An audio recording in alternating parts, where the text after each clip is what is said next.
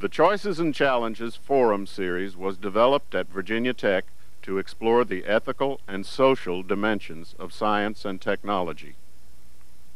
The following presentation, taken from one of the forums in the Choices and Challenges series, is made possible by a grant from the Center for Excellence in Undergraduate Teaching. Additional support has been provided by Video Broadcast Services and the Center for Interdisciplinary Studies at Virginia Tech.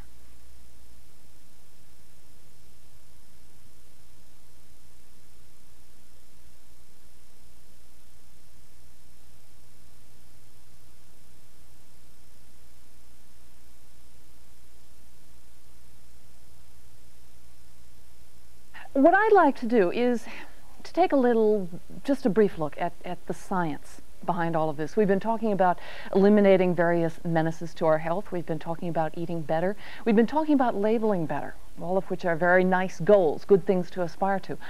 But we've got to know what's better and what's worse and what's a menace and what's not. And that in turn requires a certain amount of science. To the enormous credit of the scientific community, we can attribute really the major, particularly up till the middle of the 1900s, up till the middle of this century, we can attribute the major reductions of morbidity and mortality to good quality scientific research on such things as nutrition and sanitation and public health. Tremendous credit should be given very quickly to the science, which I'm about to criticize. The other side of it is that throughout all these nutrition squabbles, what we've seen is a lot of claims made over the years and rapid debunking of a number of those claims. For example, we've heard that drinking coffee will give you perhaps cancer of the pancreas.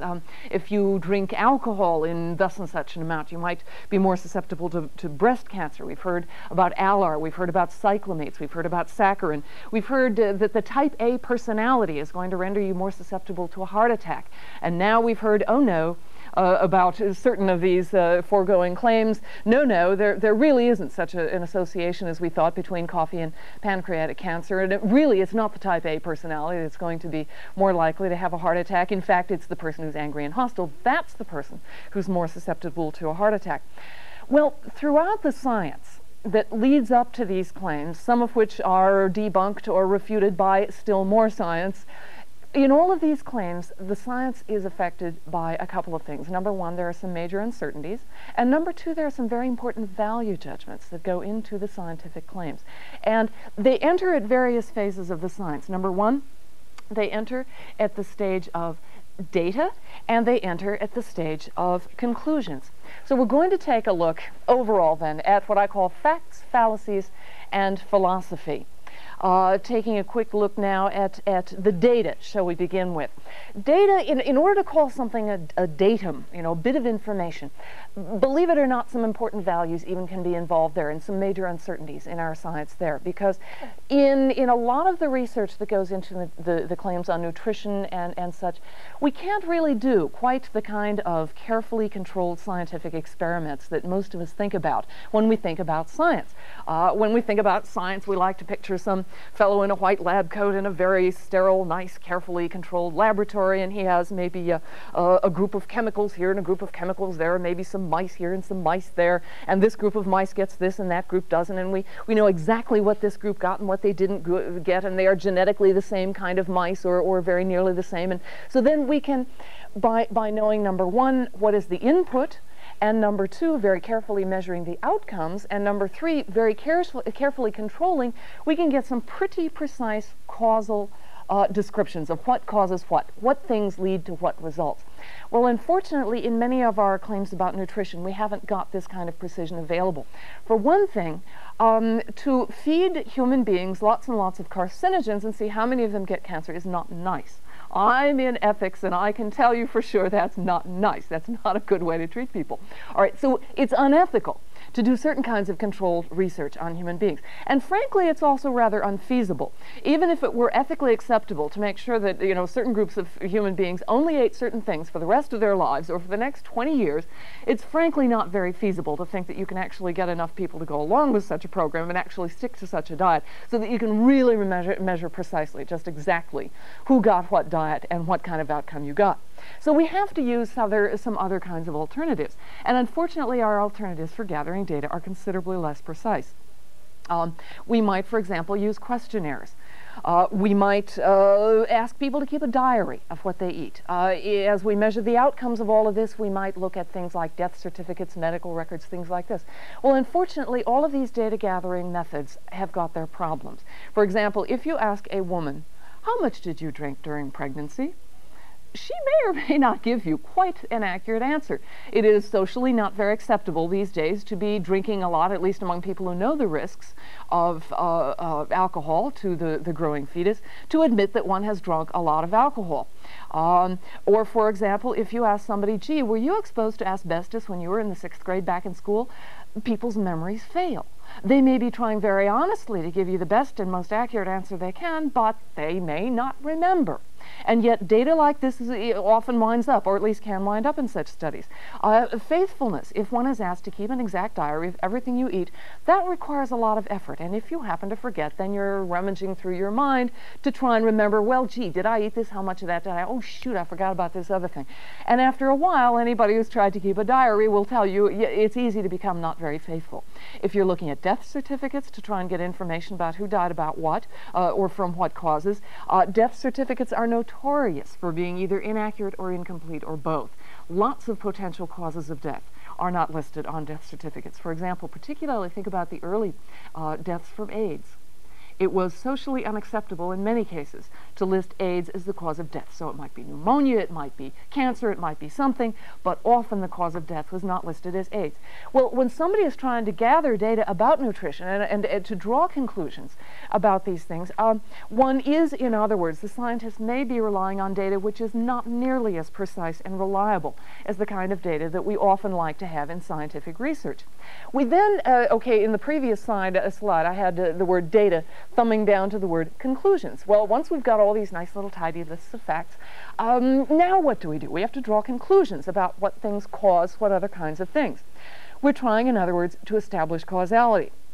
Now, if we're going to establish causality, we want to make sure that we're not just talking about coincidences or accidental correlations. For example, I can draw a nice, very reliable correlation between ice cream sales and the incidence of drownings, okay?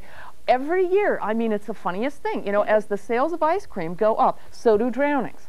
This means that ice cream cause drownings. No. Do drownings cause ice cream? Well, maybe, probably. Summertime. Now we have the key. Summertime, it's hot. People do things to cool off. They buy ice cream and they go swimming, and some of them, unfortunately, don't come back from the swimming pool. But, all right, so trying to draw the causal connection between the various observations that we've made, even if they are observations that are accurate and careful and precise, that can be tricky, and further values are involved. At the data gathering point, we have the value question: how good is our data, and is it good enough to be counted on as reasonably factually accurate? That's an important value judgment to figure out whether that data is good enough. All right, as we draw conclusions, we also have major value questions. We're not looking here for some kind of clear billiard ball sort of causality. We're looking for increased risk of something. Well, how significant, how increased, how strong does the correlation have to be before we call it statistically significant? There is a major value decision going into this. Namely, the question, which is worse? Embracing a false conclusion or rejecting a true conclusion. It's called type 1 versus type 2 error. And it's a decision, it is a value judgment we have to make. It's, for those of you who find this a little bit of a strange value to understand, think by analogy of our legal system. Allowing one, the difference between convicting the innocent and allowing the guilty to go free. We have a presumption in our legal system that says it is better to presume a person innocent and let others prove his guilt. We say it is better to let 10 guilty go free than to convict one innocent person. Well, that is a value judgment based on the risks and the uncertainties of drawing conclusions on the basis of uncertain evidence. There are value conclusions required in drawing, values required to draw the conclusions. And these values have a lot of social consequences. For example, I live in the city of Memphis, Tennessee. We are looking forward, to a major earthquake sometime in the next 10 to 20 years. The New Madrid earthquake is probably going to blow bigger than anything California has ever seen. The city of Memphis is trying to figure out how, quote, quote, safe our buildings ought to be.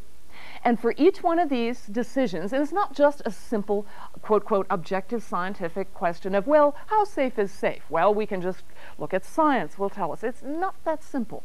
On the one hand, obviously, the safer our buildings are, the more people will live through an earthquake and the less damage that we will see. On the other hand, it is very expensive to put these buildings to rights, to withstand the strongest possible earthquake. So it's a balancing judgment. Anytime, whether it's a laboratory experiment or whatever it may be, if one rat gets cancer from having a certain substance painted on his back, we ask, well, does this mean the substance is dangerous? How many rats have to get cancer in order for us to judge the substance dangerous? If we only ask for 1 or 2 rats, then what we are doing is having potentially a tremendous cost to whoever might have benefited from that substance. All right, let's say by moving away for a moment from the rat example, let's talk about some of the drugs that maybe have been banned or taken off the market. On the one hand, think about an arthritis drug that is to relieve pain. And let us suppose that this arthritis drug, as has been the case with some of them in the past, turns out to cause people bleeding in the stomach, some gastrointestinal problems. If we take it off the market, we will undoubtedly save some people from all the trouble, perhaps even death, of having that stomach bleeding due to that drug. On the other hand, if we take it off, we will also be denying that pain relief to the people who would otherwise have had it. Every such decision requires some major value trade-offs, whether we're aware of it or not. So it's important then to take a look at the way in which we take our conclusions and draw them into prescriptions for action. What ought we to do? It's one thing to say something is dangerous. It's another thing to say, what should we actually do about this? Well, prescriptions for action, it's already, as I have suggested, just drawing a scientific conclusion involves certain values. The type 1 versus the type 2 error. Which is worse, embracing falsehood or rejecting truth? Well, prescriptions for action involve obviously even more value choices. We are pitting off the immediate goal that we're trying to achieve, maybe better health, reduced incidence of heart attacks, reduced stroke, whatever it is. But as we look for that goal, there are going to be certain prices potentially, or at least side effects, to other kinds of goals that may be important. It is one thing to live longer. It may be another thing to live better. For example, in cancer research, an article in the New England Journal of Medicine within the past couple of years pointed out that much cancer research pays great attention to whether or not a particular drug shrinks the tumor, but very little attention to whether or not that drug makes the person sick and miserable for the rest of his perhaps prolonged life. Quality of life is very important here, and it's not the same thing as length of life. Again, value judgments, and I'm not necessarily saying that something is intrinsically good or bad. I'm simply trying to suggest that we need to know where the value judgments are and exactly what the price is that we're going to pay for any improvement that we may find elsewhere. As the cartoon suggests here, it's a little bit light, but the fellows at his doctor's office, I see from the looks of these tests that we've been enjoying ourselves again, eh? Right? Well, I like cheesecake. It has fat, yes. It has chocolate. It has all sorts of things that aren't good for me. But life needs a certain amount of cheesecake, so that our health goals, of course, need to be balanced against other kinds of things that are important. Finally, we need to take a look at some of the dangers that we finally find from the scientific conclusions that are being offered and the prescriptions for lifestyle. On the one hand, we see to some extent an epidemic of anxiety among some people, saying, my gosh, there's nothing I can eat that isn't going to kill me. I'm scared to take a step either way. On the other hand, that very anxiety can give way to complete skepticism as we find science offering these claims, you drink too much coffee, your pancreas is going to be cancerous, and that's going to kill you. And then, oh, well, I guess we were wrong. Never mind. Go ahead and have another cup. As we find more and more claims offered, then later changed, modified, completely refuted, we can give way to a skepticism about science and complete indifference toward these health risks, which would be the worst outcome for everybody. So that my recommendations really are in two general directions. Number one, recommendations for science. Science, and I'm going to borrow here from an epidemiologist, Alvin Feinstein, from whose work I have been borrowing for some of my previous comments about, particularly about the pitfalls of gathering data. Feinstein suggests that it can be possible to make our epidemiological research more precise than it is now. It will never be the controlled laboratory experiment. Get used to it. It's going to be uncertain. It's going to be imperfect. It can, however, be better. At the same time, I think it's important for scientists to resist pressures for fame, press coverage, the glorious, stunning new development that is so tempting for scientists these days in many new areas of research. For the consumer, I would suggest several things. Number one, it is important to pursue healthy lifestyles. We do know some things. Smoking hurts. And there are some other things that we can be reasonably sure do hurt. And we have an obligation to ourselves, to our families, and yes, to the healthcare system that's paying for our problems, to make sure that we engage in healthy living. Also, we need to avoid the kind of complete skepticism and the sort of shrugging, throw up the hands that might be tempting. Finally, it is important to use some common sense. My last cartoon there is showing the picture of the bear that says, "Do not feed the bears," with the bear standing in his t-shirt saying, "Question authority." I think that's a reasonable concluding note, and with that I'll hand it back to you, Dorit.